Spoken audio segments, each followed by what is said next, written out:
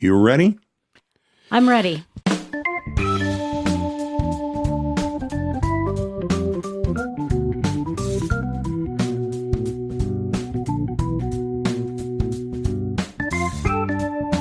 The Wilder Show podcast. I'm Scott. That's Lauren. Hello. How are you, Lauren? I'm well. How are Pretty you? good? Yeah, pretty good. Mm-hmm. Pretty good. Pretty good? Yeah, pretty good. Pretty Okay. good. Yeah, Pretty good. pretty good. Mm-hmm. If you're just finding us, however you're listening to us, we want you right now to reach down and click that thumbs up or that like button or the share button or the subscribe button. We appreciate that. Even if you don't listen for the rest of this time. But we hope you will. We hope you will. Mm-hmm. Instagram, find us on Instagram, search Wilder Show Pod, and you'll find it. If you want to send us an email, just email it to podcast@wildershow.com. Wilder Show Podcast drops Tuesdays and Fridays, 6 a.m. Central Time on Spotify, Apple Podcast, iHeart, Amazon, YouTube, or wherever you get your podcasts. Also on the TikTok now and again. So find us there too, Wilder Show. So please, again, like, rate, follow, subscribe, and share. I'm not going to give full details of this, but it's not too early to ask you to keep listening because there will be a bit of a return to the radio. Oh, yeah. Mm-hmm. Uh-huh. Uh-huh. For one big day. Mm-hmm. One big day. I'm not going to tell you more now, but it's going to be, I think, fun. And we don't have a lot of time to hear from you. We want to hear from you too. So we'll tell you more about it as we get closer. But it's just a few weeks away, right? It is. Mm-hmm. It was not very far away at all. Almost right around a month. Mm-hmm, Mm-hmm. mm-hmm. Mm-hmm. Okay, so just know that it's a grand tease. We won't do it every single episode, but as we get closer, we want to make sure that you know about it. So you'll listen. It's kind of it's a radio thing. So it's a window in time. It's not going to be where you can do it on demand like the olden times. You listen to the radio and you call. Yeah. And it's just like the way it's been in the past. All right. Let's do a little preview. What do we have to preview? I have several things, Lauren. I could just give you too. some thoughts. The president has reversed course. It's very big. And for the most part, crickets. In terms of news, at least earlier in the day on Monday, kind of picked up in the latter part of the day. We'll tell you about that. Animal, good news, bad news. I have a couple of those. I do too. Oh, do you really? I do. What animal is yours on?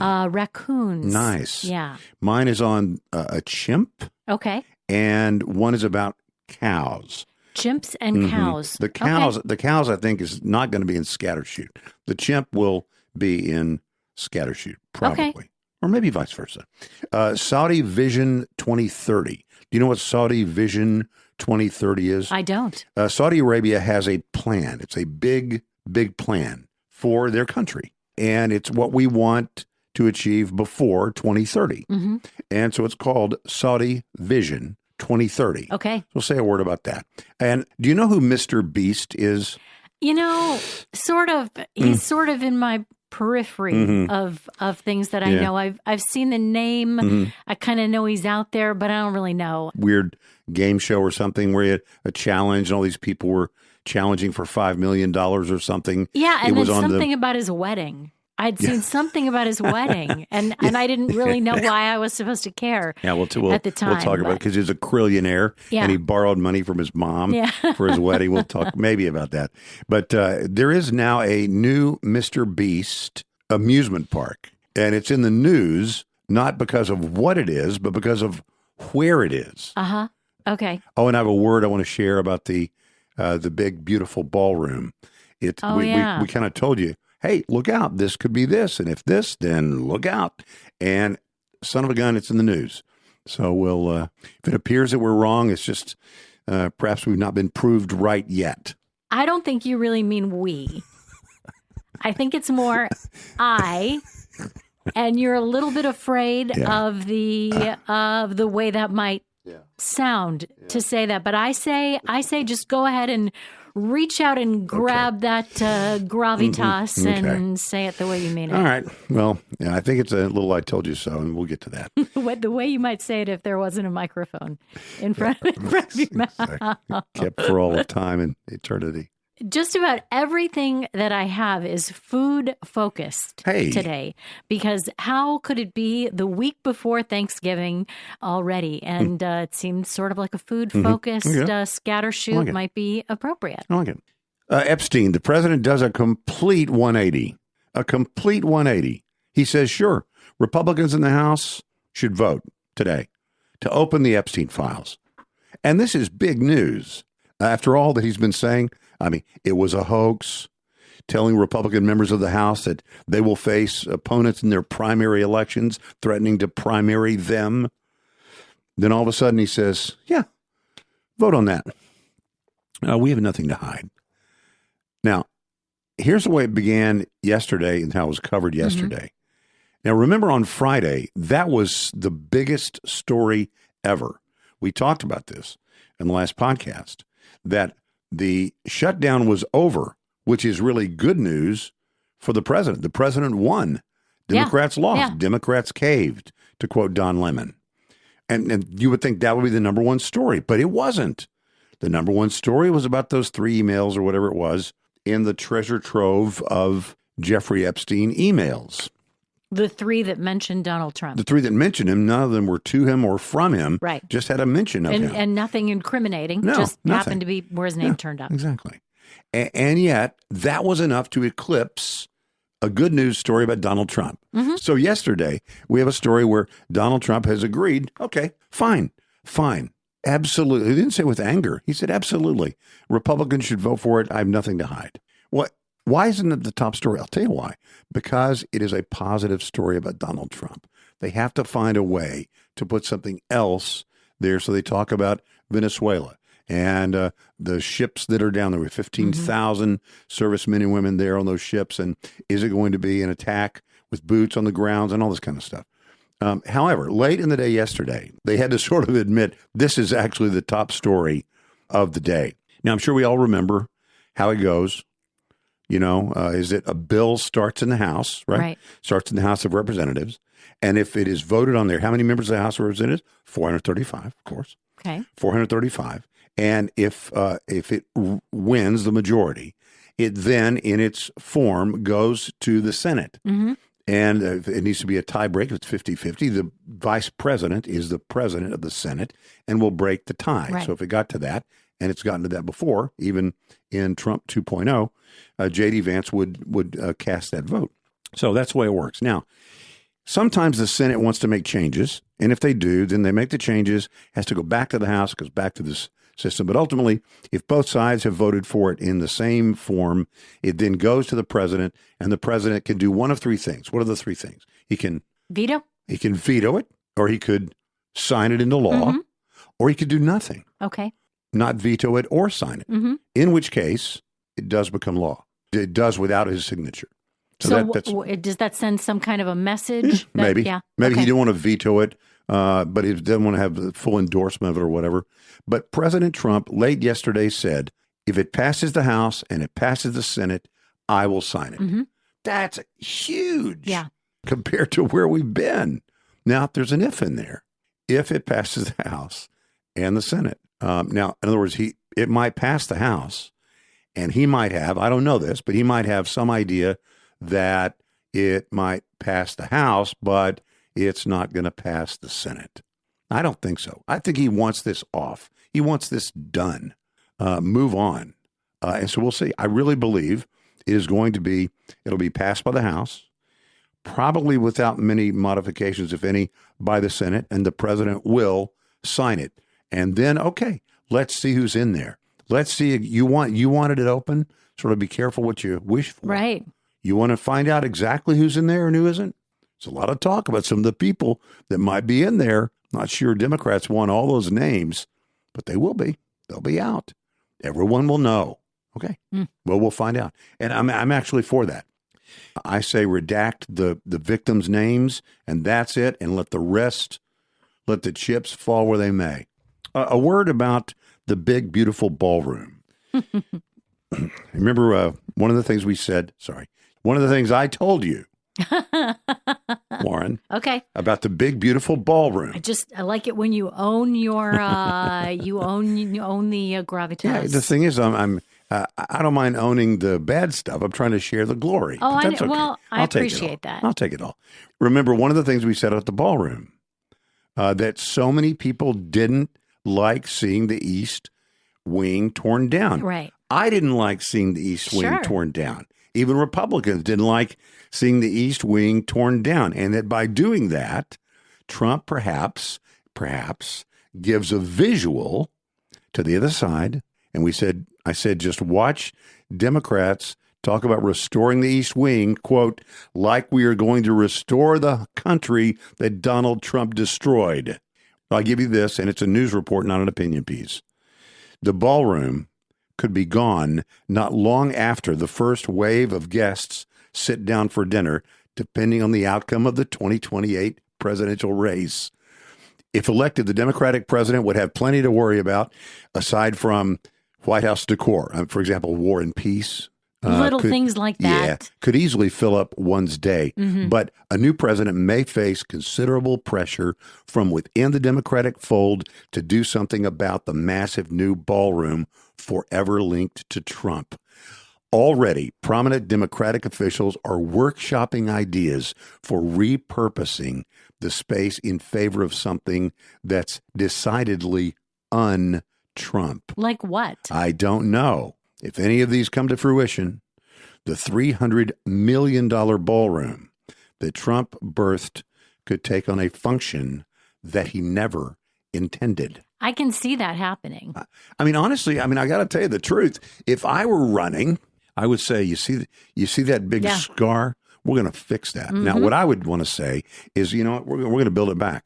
Or maybe the Democrats were listening. I don't know. but they're thinking about it, and I think it's a good idea. Yeah. I think if you have Gavin Newsom up there, pointing to a big scar in the building and saying, you know what, if this makes you crazy, I'm your man. We're going to tear down that ballroom. That's right. Mr. Gorbachev, tear down this ballroom. It doesn't quite have the same ring, does it? Saudi Vision 2030. It is a comprehensive plan to diversify Saudi Arabia's economy, to reduce its dependence on oil, to develop its social, political, and cultural landscape. It was launched actually almost 10 years ago with the goal to foster a vibrant society, a thriving economy, and an ambitious nation through initiatives like modernizing this, that, and the other, and boosting tourism. This is where you get into the thing that happened recently. There was a big Saudi fest. It was whatever it was called. It was a big cackle fest. What was it called? It was a comedy fest. Comedy fest. And some of these guys went over there for $1 million to do one set. And a lot of people think this is, blood money. The Saudis, they're not friendly to almost anything that we hold dear, freedom and stuff like that. Riyadh Comedy Festival. Yeah, Riyadh. And so that's what we're talking about. And let me give you the key pillar. I'll give you the key pillars, and then we're only going to talk really about one of them. They are, as I said, economic diversity, vibrant society, empowering citizens, well, some, thriving economy, ambitious nation. Okay, those are the points. Those are the key pillars for Saudi Vision 2030. But listen to the first one. This is the economic diversification. A primary objective is to move the economy away from oil by developing and expanding non-oil sectors like tourism, technology, and entertainment. The plan aims to increase the private sector's contribution to the GDP and boost foreign investment. Okay, that is how the comedy thing at Riyadh fits in, right? Tourism, entertainment. Now, the fifth of those pillars is ambitious nation. This pillar emphasizes improving governance, increasing government transparency, which is really good because a lot of people still want to talk about the murdered journalists by Saudi Arabia. Right. So if you're going to be transparent, maybe start with that. Yeah. And establishing a more accountable government. That all brings us to a guy that I know you know, Lauren, more as Jimmy Donaldson. Jimmy Donaldson is Mr. Beast. Wow. Beastland, the amusement park, is in Riyadh. And what did they pay him to do that? I don't know. But let's take a look at this for a second. A lot of criticism, focusing on ethical implications of promoting a big entertainment project in a country with horrible human rights record, including restrictions on free speech and the illegal status of homosexuality. More on that in a second. While Mr. Beast stated his goal was to engage his large Middle Eastern audience and use accessible studio space, critics argued that these entertainment ventures are used to improve Saudi Arabia's international image, effectively glorifying or glossing over documented abuses, according to the Sun and the Times sources. Now, I don't have really much on this. It just opened. I think on November 13th. You know, it's not a permanent thing. No, it's 45 open days. until December 27th. 45 days, yeah. Chris Tyson, Chris Tyson, a prominent member of Mr. Beast's crew, is a transgender and has publicly come out as a woman. There has been speculation and hate directed at Chris Tyson, partly due to online rumors and transphobic blah, blah, blah.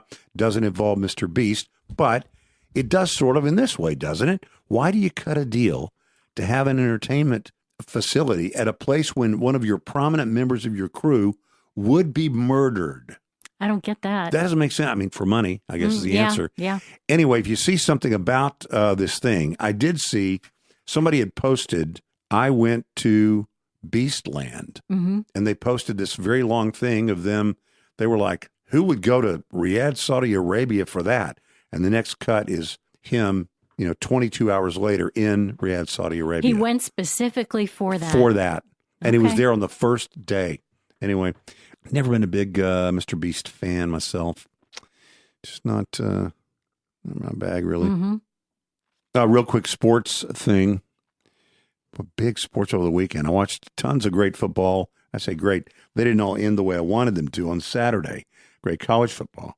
But did you see the thing about I think it was a Texas State trooper. Happened at the A&M game. Yeah. A&M's playing the South Carolina. South Carolina guy has a great play. I think maybe he intercepted or maybe he's got a touchdown. And he ran up into the tunnel. Okay. Up into the tunnel. Yeah. So he's coming back from the tunnel. And this Texas State trooper kind of bumps him, either with his shoulder or his elbow, and walks past him. And the player turns around and the white state trooper points at the black football player. It was a terrible look. And by the way, that trooper was removed during the game. Wow. From his post. Yeah. He was on duty, I guess, right? Yeah. Yeah. It was kind of weird. The bigger thing I think over the weekend, sports wise, is what's going on with the Kansas City Chiefs. I know. I know you follow, and of course, Mahomes is one of our own. Played college ball, of course, at Texas Tech. But before that, play college ball at Texas Tech. But before that, was a high school football player. He was Allen in the great state of Texas. Well, they are having a hard time. They are now 5-5, and if you wonder how weird that is, since he became quarterback at the Kansas City Chiefs in 2018. Patrick Mahomes and the Chiefs have been not just in the playoffs, they have been in the AFC Championship game in each of those 7 seasons that he started, hosting the game 6 times. Wow. That means they had the best record in the AFC because they had the home field advantage. The Chiefs have made it to the Super Bowl 5 times in Mahomes' career, including in each of the last 3 years. But after the loss, 22-19 to the Denver Broncos, Sunday night, Kansas City is not only in danger of not being able to host the conference title game, it is actually facing an uphill climb to simply make the playoffs. Man. That's really, really big. It's just so unusual. The fate of Ophelia. The fate of the Chiefs. Oh, it is time for Scattershoot. Let's go.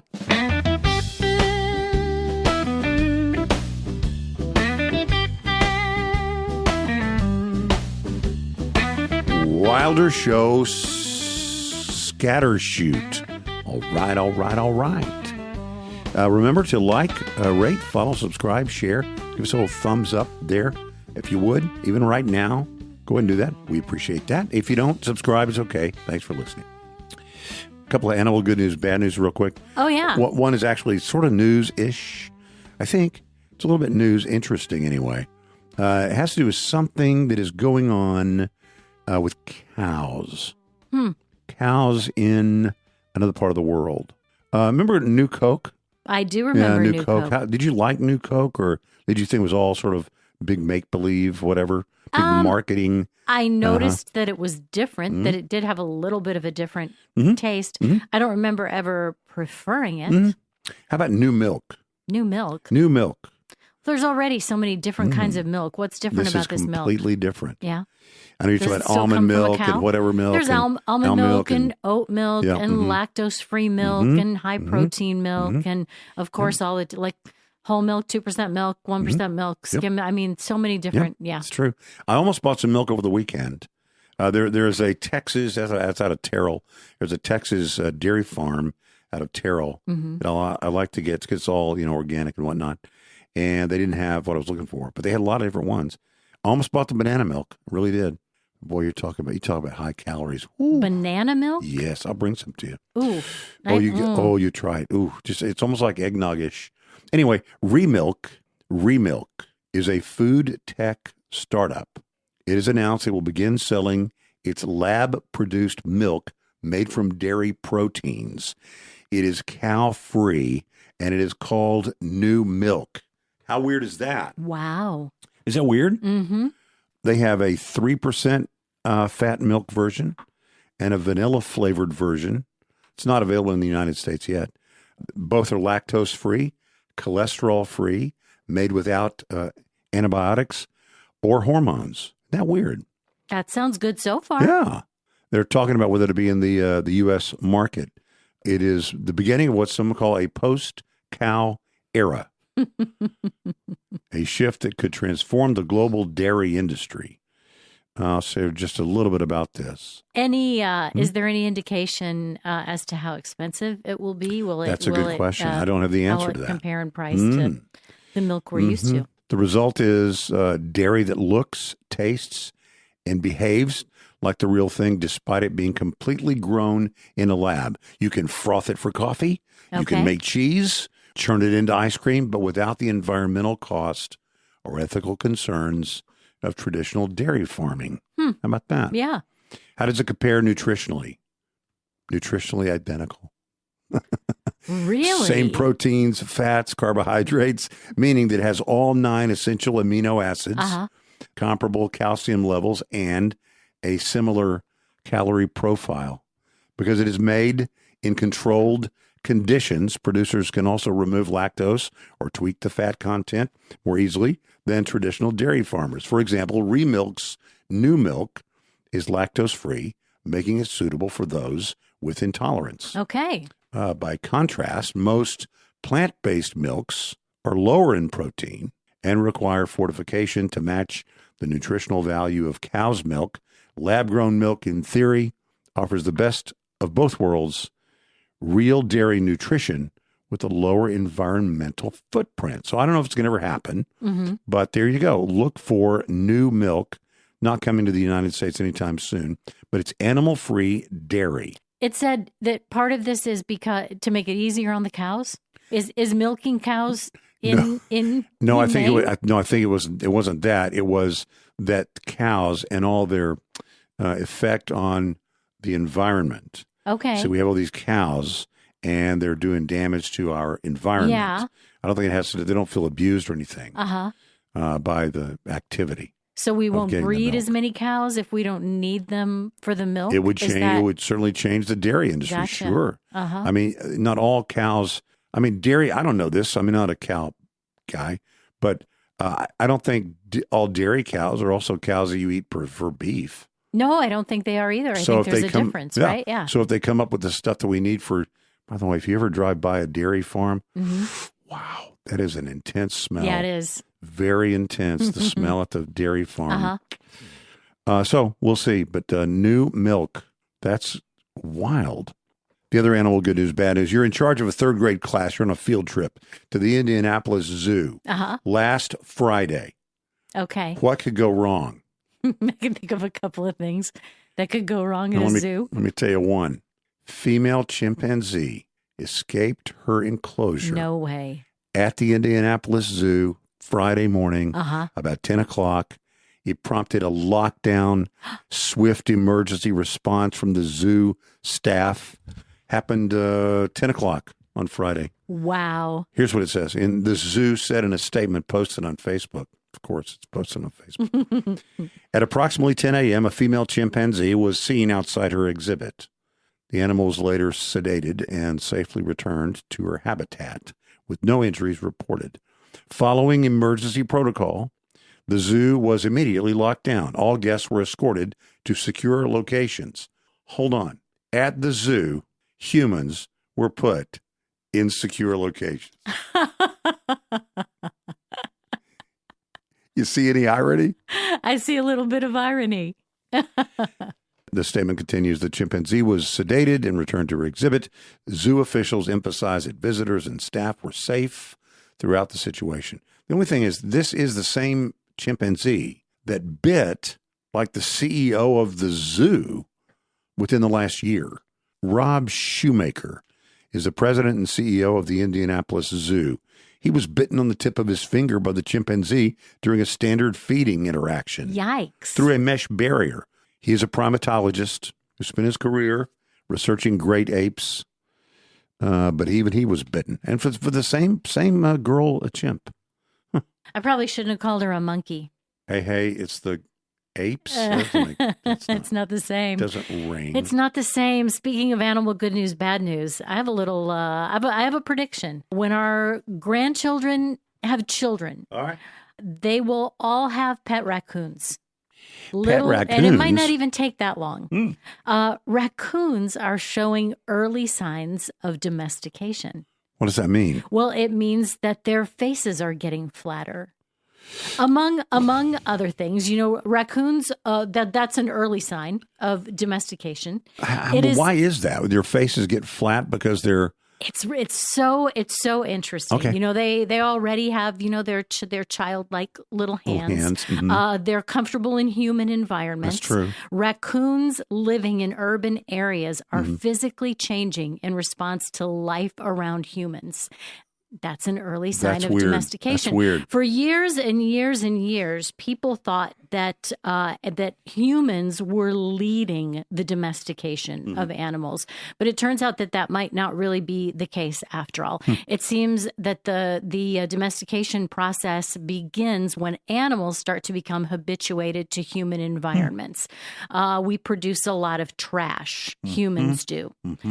So if you go way back, dogs might, for example, have dug through human trash heaps. Gotcha. Cats were attracted to the mice that gathered around trash. And then over time, individual animals had that reduced fight or flight response, could feed more successfully around humans and pass their non-reactive behavior onto their offspring. Well, so they started getting, if you're going to eat food that humans leave behind, you're going to have to be tame enough for the humans to not be afraid of you. Yeah, but how's that change their face? Well, it goes all the way back to tameness has long been associated with traits like shorter face, smaller head, floppy ears, and white patches on their fur. This was a pattern that Charles Darwin noted in the 1800s. This was called domestication syndrome, but scientists didn't have a comprehensive theory to explain how the traits were connected until 2014. It has to do with neural crest cells and all kinds of really crazy things. But the study authors had gathered nearly 20,000 photographs of raccoons around the contiguous U.S. from this community science platform. And the team found that raccoons in urban environments had a snout that was 3.5% shorter than that of their rural cousins. That's how you can tell I'm domesticated. Your snout has gotten shorter? I just thought this was wild. That is crazy. We had, I'm sure I've told the story, so I'm not going to tell the whole story. But when I was a kid, we trapped a raccoon at the Crawdad Creek. Yeah. And brought it back in the trap and built a little cage in the backyard. Did your parents know? Did any of the parents know that y'all were doing this? We did it, but not in our backyard because we had a dog in our backyard. Okay. And the Taylors had a dog, but Bonnie, the dog, was a little Chihuahua that lived in the house. Okay. So no backyard problems. Yeah. And so we built this thing. We're just kids. We built this cage and put the raccoon in it. And we would go over, we'd feed it stuff. And what did you feed it? Apples and lettuce and something like that. Whatever we thought they would eat. You'd feed it probably anything. And it probably anything. Yeah. But, one Saturday morning, we all brought something to feed the raccoon? Bandit or whatever the name of the raccoon was. Yeah, Bandit was gone. He was gone. Mm-hmm. Had he chewed through the... Yeah. Wow. He chewed through the... we thought chicken wire would keep him in. Bad call. And he chewed through the chicken wire and a little bit of fur. It's kind of red stuff too, as he was escaping through the hole that he created. Anyway, I'm sure he had a very good life back at the creek. But yeah, so we were ahead of our time. He was not ready to be domesticated, I guess. No, he had a very long snout, as I recall. Speaking of raccoons and food, there's a special treat for you at Starbucks, but only the Starbucks inside of Targets. See, that's going to be a problem for me, but tell me the incentive. Why should I? The vast majority of Target's 2,000 locations have a Starbucks. Oh, yeah. But this is the first time that there's ever been a holiday drink collaboration between the two companies. You're going to have to go to the Starbucks inside the Target to get your frozen peppermint hot chocolate. Ooh, hold on a second. Sounds like it might be worth parking the car. I want to process that real quick. Say it again slower. Frozen peppermint hot chocolate. Available as of yesterday. Yeah, there's one of the reasons behind this. All retailers, I guess, are under pressure with inflation and tariffs, and consumer sentiment is down, and consumer brands having trouble with earnings. This trend has hit Target and Starbucks particularly hard. Target, because it specializes in discretionary items, including impulse buys. Don't I know it? Oh, yeah. And home decor, another thing that people are not spending a lot of money on. And Starbucks, this is the saddest part of this to me, because it sells expensive drinks and consumers increasingly perceive to be of lower value than a wide variety of hipper coffee chains and cheaper alternatives. Yeah. I don't know of a lot of cheaper alternatives, but the hipper coffee chains are everywhere. They are everywhere, aren't they? They're, all like on every corner in my neighborhood. There's a new coffee shop. Yeah. So now Target did the whole thing with different version of Taylor Swift, this and that. They've done a lot of stuff that is exclusive to Target. You can only get this certain thing at Target. You know what, and so maybe this is like that? I think you could order those from Target and have it just delivered to your house if you wanted to. So that wasn't about traffic. I guess if you were going to do something like this, you'd have to DoorDash it. Somebody has to go into the store and buy this Frappuccino-based drink that is supposed to be a perfect companion for holiday shopping runs. They want to inject a little bit more novelty back into the store experience. This is not the only thing that they're doing to try to make Target a more inviting place for people to be. Employees are also reportedly being told to smile more at shoppers in an attempt to make the stores feel more welcoming. They have a lot of ground to make up. Target. Some of the things they've done the last few years. I think they were one of the first ones that we saw. They did away with the boys' aisle for toys and girls' aisle for toys. That's right. They did away with it. And you get the whole thing. It's like, okay, and then it went from there to something else, and then woke this and broke that. It's like, you know what? Done. Really done. And I think we had a story not so long ago about the CEO, the now no longer CEO. That had come in and was in the middle of all that stuff, all those decisions that were made that harmed Target. And so they've got some ground to make up. They do. They've had a lot of challenges that seem to have very little to do with, not entirely, but less to do with what's on the shelves than all of the political, statement making behind the scenes. I promised you a lot of food news. We have some cool local things. Okay. The owner of one of North Texas' own best bakeries will compete next month on Next Level Baker.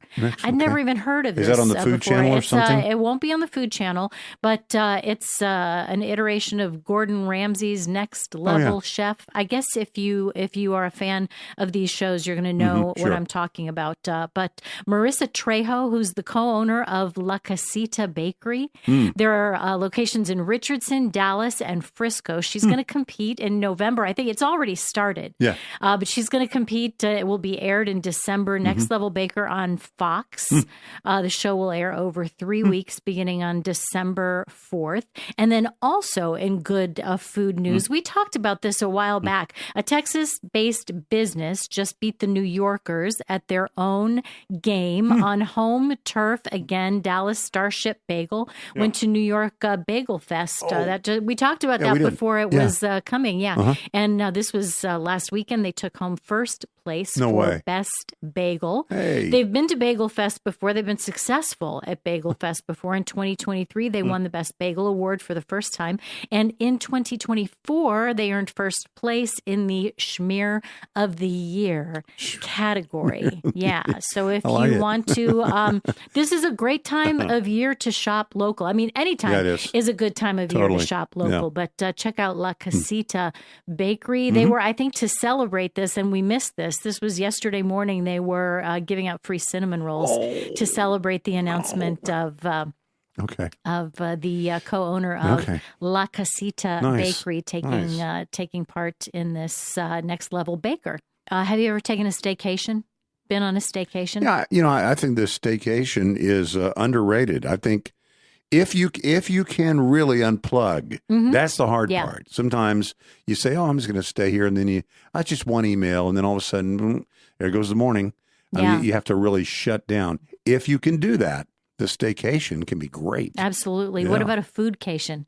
Have you ever been on a foodcation? No. It's taking a trip to a city where the main thing on your agenda, the trip is planned around some bucket list food experience, either some kind of food that you want to eat or a restaurant that you want to go to.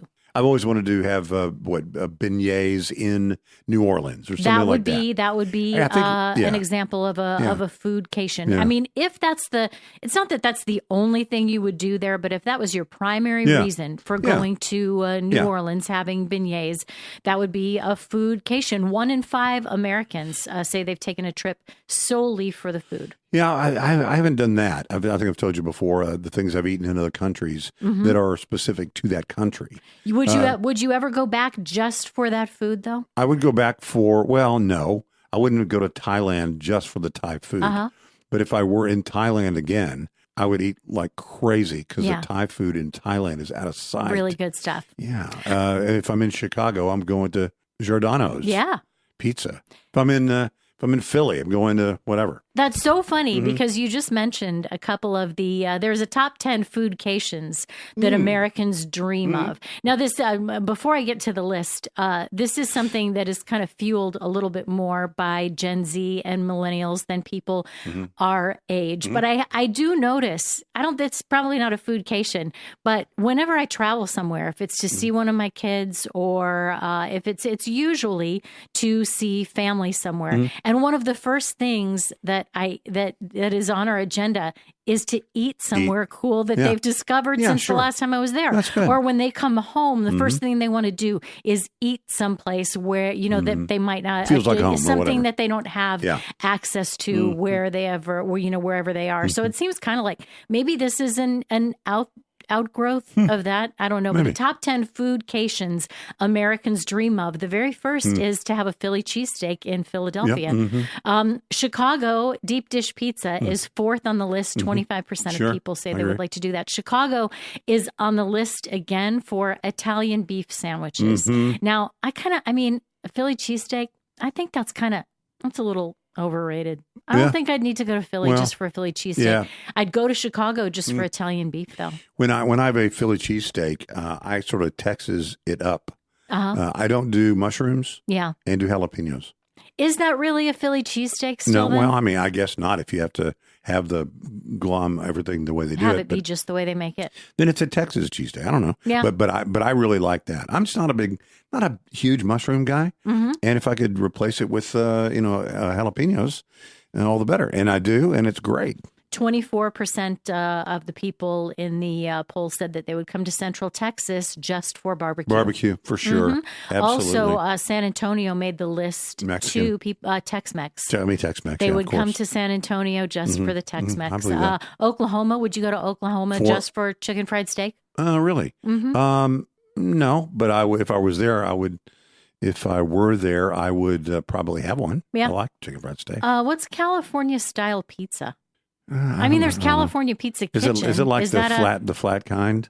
I don't know. Hard kind? I don't know. A lot of people want to go. They'll go there for In-N-Out Burger, which, I mean, you can get in a lot of places. Yeah, you now. can. Yeah, you can. Also, California style pizza, and they'd go to Napa Valley for the wine. Absolutely. Yeah, I understand that. Mm-hmm. Yeah, you could go to San Francisco for the chocolate. Oh, you have the great chocolate. What's it called? Ghirardelli chocolate. Mm-hmm. Go to New York for the deli. The deli in New York. Go to New York Deli is a good thing, a good place to go. Pastrami on rice specifically made the list. That's true. Mm-hmm. Memphis for barbecue, pork barbecue in Memphis. Memphis is on the list. Memphis barbecue. Yeah, it's pork. It's kind of sweet. Yeah. The sauce is sweet. It's not the way I would do it. Yeah, it's very sweet. Very good. You mentioned beignets in Louisiana, but people really want to go to Louisiana for gumbo. Gumbo, that's true. Yeah. See, what they call it, etouffee, and not Shambhala. That was a song. Jambalaya. Maine, a lobster roll in Maine. We've done that.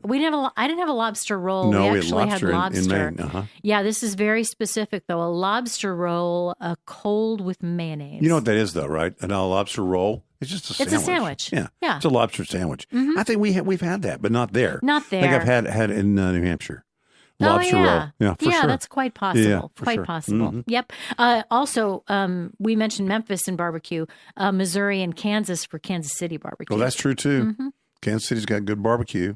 Nothing's like Texas. I mean, Texas, we're beef barbecue people. Yeah. The religion here is beef barbecue, brisket specifically. Mm-hmm. I might have to plan a little foodcation. I don't know where I'd go though. Mm-hmm. I have a bit of sad news. What's that? To share. There was a bit of a goodbye over the weekend. There was a small ceremony. Mm-hmm. For me, everything, all roads lead to either Seinfeld or The Godfather. Yeah. I had to say goodbye to my version of Golden Boy. Wait, I don't know what that is. Golden Boy was the shirt that Jerry wore like crazy until it was all worn out, and he had to throw it away. Yeah. And Elaine was making fun of him for being sad that he had to throw away his favorite shirt. What was Golden Boy? Tell me about the shirt. Well, it was a Carhartt shirt with a pocket. It was like a Henley. Oh, I know. And it had your elbow is sticking through it. Elbow sticking through it. And I had bleach marks on part of it that I couldn't. But it finally had seen all of its good days, and I had to put Golden Boy down. I'm sorry about that. I liked those bleach marks, though, because, that was a sign you were helping out around the house. It's true, though. And even if that's not how they got there, I mean, that's what I thought. It was for sure. It spoke well of you. Yeah. Well, I'll try and mess up one of the next new shirts. And, of course, following Golden Boy for Seinfeld was Baby Blue. So Baby Blue, I don't have Baby Blue. But that was the name of his next one. The next one? Maybe it's a guy thing. I don't know. I mean, if you find a shirt, really find a shirt that you love. Mm-hmm. It can't talk back to you. It doesn't look up to you and say, again, you just wore me yesterday. We're not even at the top of the rotation. So I don't know. But I had to put it down. Small ceremony. I was the only one there. Just fold it up, put in the trash. So sad. Mm-hmm.